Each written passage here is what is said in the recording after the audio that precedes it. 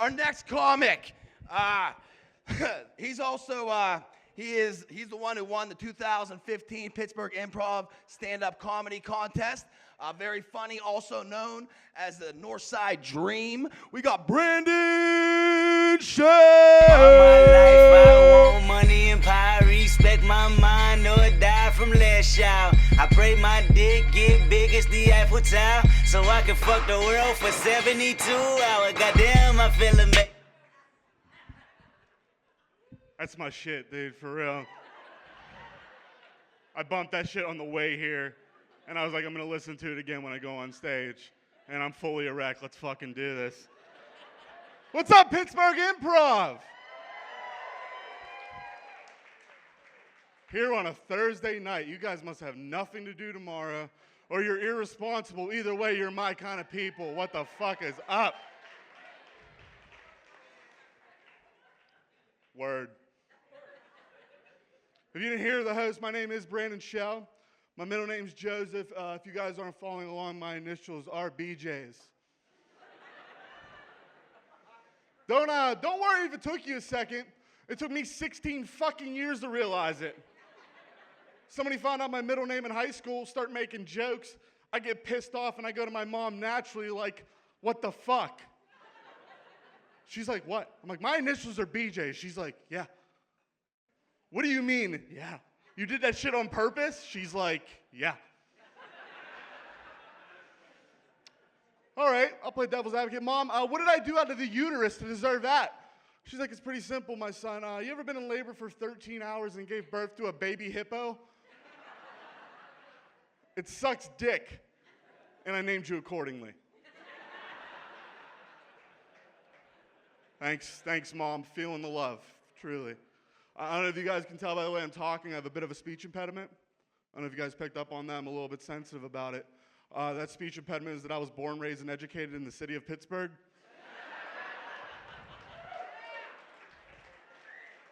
Ooh. I see some GEDs in here. What up?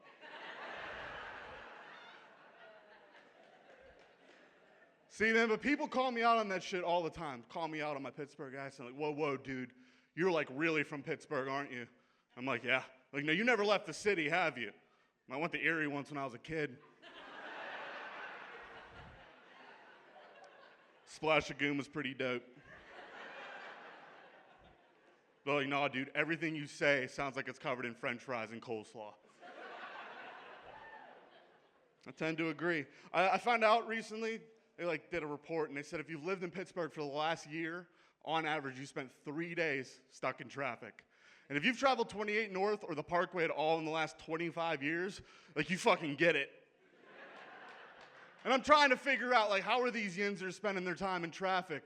And I found out the answer to that fucking age-old riddle. It turns out that they spend the entirety of that time calling into Pittsburgh Sports Talk Radio to bitch about the Steelers. A bunch of 60-year-old yinzers trying really hard not to call Mike Tomlin the N-word.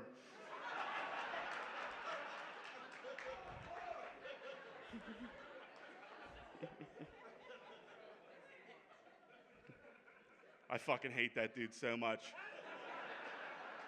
Inherited a fucking team and his goddamn smug attitude. Obviously, we went out there and executed. And if we don't go do that next week, we're going to get in the locker room and get some things done and watch some tape. And obviously, we're going to come out and give him that. Fuck you, Mike Tomlin. Should have gave it to Russ Grimm. He had a mustache. Looks like he worked down at the dock. I don't know. I got a beard. I don't know if you guys noticed that. I guess it's hard to miss. So I didn't know, when I grew my beard that I, automatically got a responsibility to other people that are trying to grow a beard.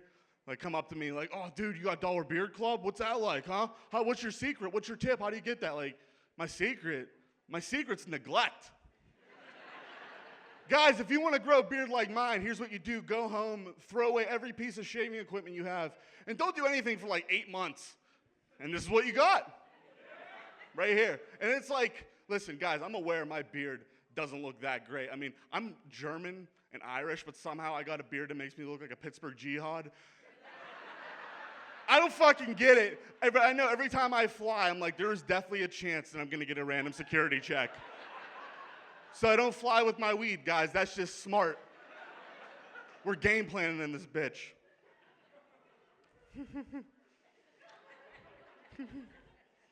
I love doing this, guys. This is my favorite thing in the world because I get to say all the things that you guys want to say and can't without getting fired or people not talking to you ever again. I get to do that all the time, and I hear that shit in public, like things that I would say on stage that you never would normally hear, and I'll hear it. And no matter how many times I hear it, it like shakes me, and I hear all kinds of fucked up shit.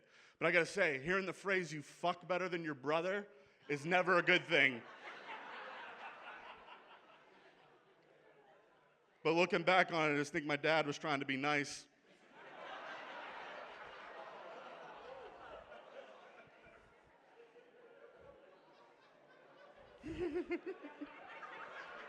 Ah!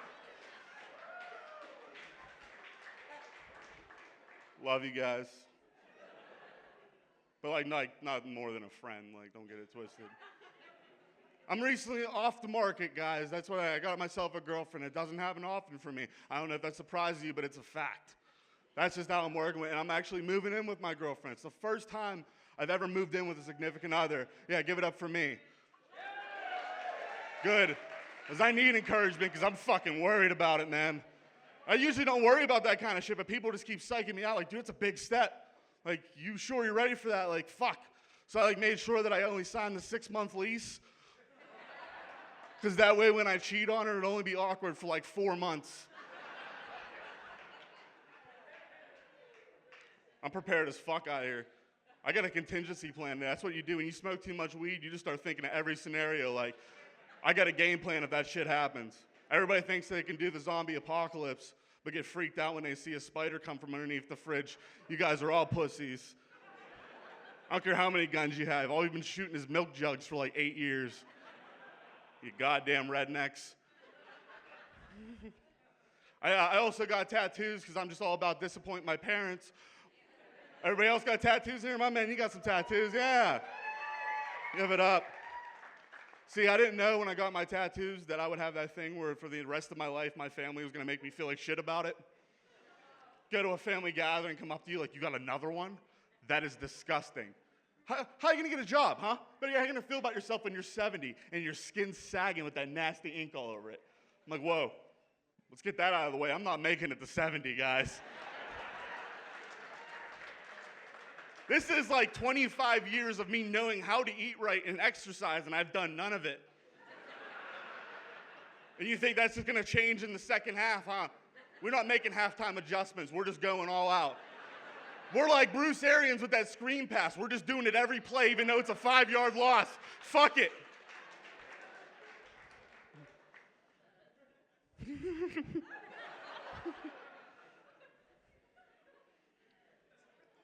And besides, guys, I'm not going to take body image advice from somebody who's had 5 kids and done nothing about it to bounce back.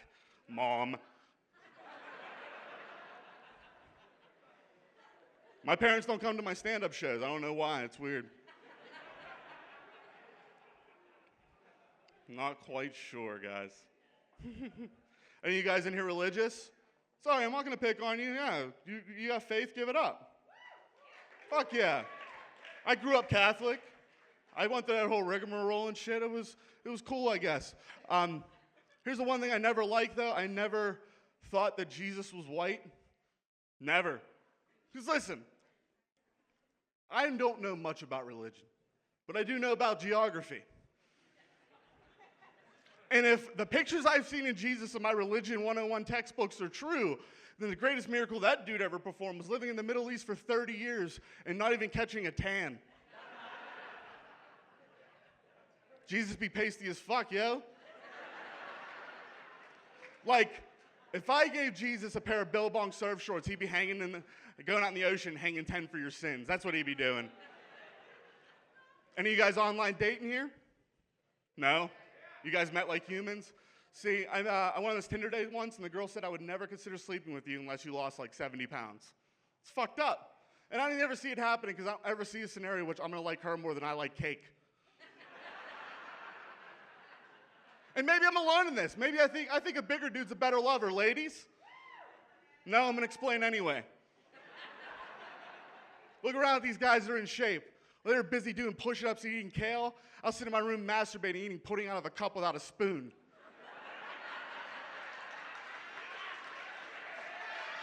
Do you guys know the tongue strength and coordination it takes to get the last bit of pudding out of the bottom of a snack pack? And you think that isn't translated to something?